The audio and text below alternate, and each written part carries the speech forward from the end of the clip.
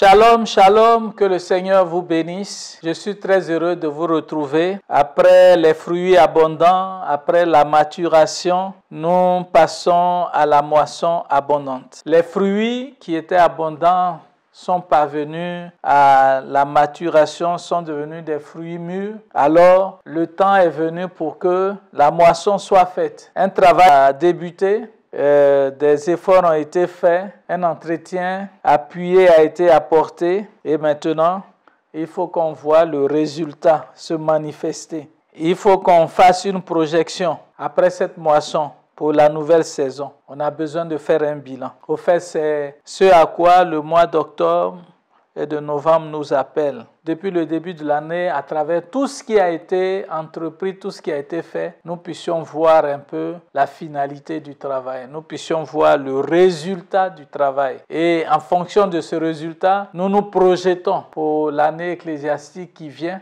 parce que cela tombe avec la rentrée pastorale, nous nous projetons pour voir comment est-ce que nous pouvons faire pour maximiser cette moisson. Bien-aimés frères et sœurs, nous voulons vous encourager. Tu as travaillé avec détermination, tu t'es fixé des objectifs en début d'année et c'est le lieu maintenant, le temps de faire une certaine évaluation. Quels sont les résultats? À quel niveau es-tu? Dans le processus de l'Église, des implantations, vous avez commencé avec une cellule. Comment a-t-elle grandi? La cellule, est-ce qu'elle est devenue une petite congrégation? Est-ce qu'elle est devenue une église annexe? Voici autant de choses que tu avais programmées, planifiées.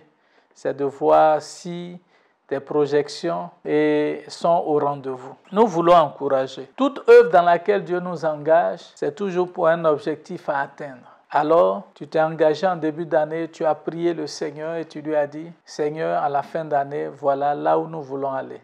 Mais nous voulons aller avec toi. » Il a été avec toi. Quel est le résultat que tu peux présenter au Seigneur? Les gens sont allés pour moissonner, mais au début, en allant semer, c'était avec des pleurs, parce qu'il y a des privations, on sortait de notre zone de confort, on faisait ceci, mais la Bible dit que lorsqu'on revient de la moisson, c'est avec des cris d'allégresse.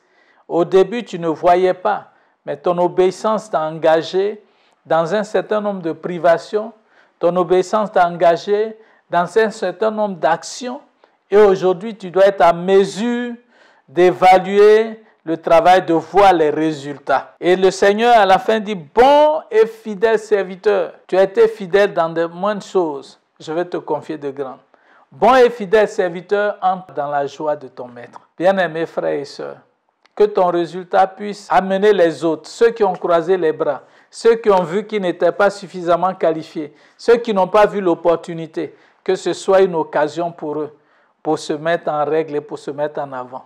Une année est passée, ils doivent rattraper ce retard. Toi qui n'as pas commencé, tu as vu le champ des autres produits. Il n'est pas tard, c'est le moment que tu puisses te mettre au travail. Je voudrais à travers ce message encourager tous nos fidèles, tous nos pasteurs, tous nos responsables. Cette année, prenez le temps et dans ce mois, encouragez vos pasteurs. Beaucoup d'objectifs ont été fixés aux fidèles, aux églises locales. Il y a des églises qui ont plusieurs pasteurs. Les églises vont s'engager résolument dans la multiplication, dans la moisson, dans les implantations, parce que c'est ce à quoi le Seigneur nous appelle. On nous a dit, nous sommes tous appelés à évangéliser, mais la meilleure façon de faire l'évangélisation, c'est implanter des églises. Et chaque église doit travailler à cela. Pendant que nous sommes arrivés à ce stade, c'est bien le moment de nous poser la question. C'est bien le moment de réfléchir, de regarder à côté de nous, notre voisin. Si nous n'avons pas bougé, lui qui a bougé, voilà ce qu'il a pu réaliser. Afin que l'année prochaine, Dieu va encore mettre de l'engrais autour, mais que tu puisses produire. Et que d'ici la fin de l'année, ce soit pour toi une occasion de rendre grâce à Dieu. Que Dieu bénisse ton travail. Que Dieu bénisse cette moisson et qu'elle soit abondante. En termes d'âmes gagnées au Seigneur. En termes de disciples engagés, formés, des disciples qui sont capables de se reproduire. Lesquels disciples seront présentés pour être formés, pour être des futurs leaders demain. Quels leaders seront utilisés pour l'expansion, envoyés sur les terrains, envoyés sur les champs, envoyés pour toucher les non-atteints. C'est ainsi qu'on touche le cœur de Dieu. L'Église n'est pas seulement dans les 4 murs. L'Église ne se résout pas au fait peut-être de chanter, de louer le Seigneur, de faire nos offrandes et on est content. Le monde nous attend.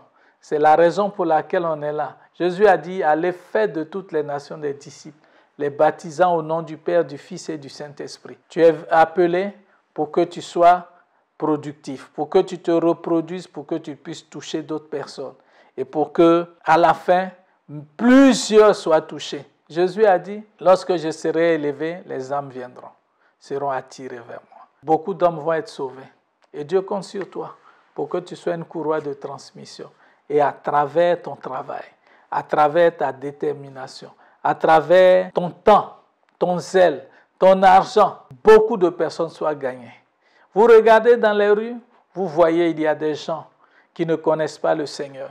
Des gens qui parlent seuls. Et aujourd'hui, malheureusement, ce n'est pas seulement les gens de la rue. Même aussi à l'église, il y a des gens, tellement ils sont submergés. On a besoin d'être en action. Parce que Dieu est là, sa provision est là. Et celui qui a dit, venez à moi, vous tous qui êtes fatigués et chargés, et je vous donnerai du repos. Que nous soyons là pour moissonner toutes ces âmes qui sont là, qui n'ont pas de berger, qui languissent et qui veulent voir Dieu à l'œuvre. Le champ est mûr. Levons les yeux et regardons, car la moisson est mûre. Dieu veut que tu mettes la faucille sur les germes pour les couper. Et c'est le temps. Regarde, pendant que je suis en train de parler, que tu prendras cette résolution, Dieu mettra devant toi des gens, même dans ton bureau. Peut-être que tu as eu honte ou bien tu as eu peur souvent de partager, mais Dieu va créer une occasion, une opportunité pour que tu aies l'occasion de témoigner. Sûrement, il peut être malade. Ta petite prière, Dieu va produire le miracle. Dieu va créer un contact, une occasion pour que les gens puissent se donner. Je veux te demander d'être attentif et d'être alerte. Le fait que tu obéisses à Dieu, Dieu va toujours glorifier son nom.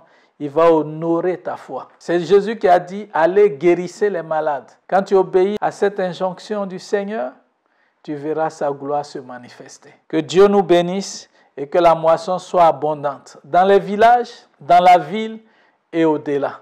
Partout où tu iras, que tu sois un grand moissonneur pour le Seigneur. Que jusqu'à la fin de l'année, tu puisses dire, voilà combien de padis, de riz j'ai pu couper. Mais dis en d'autres termes, combien d'âmes j'ai pu gagner pour le Seigneur. Que Dieu vous bénisse et que son shalom soit avec toi. Au nom puissant de Jésus-Christ de Nazareth. Amen.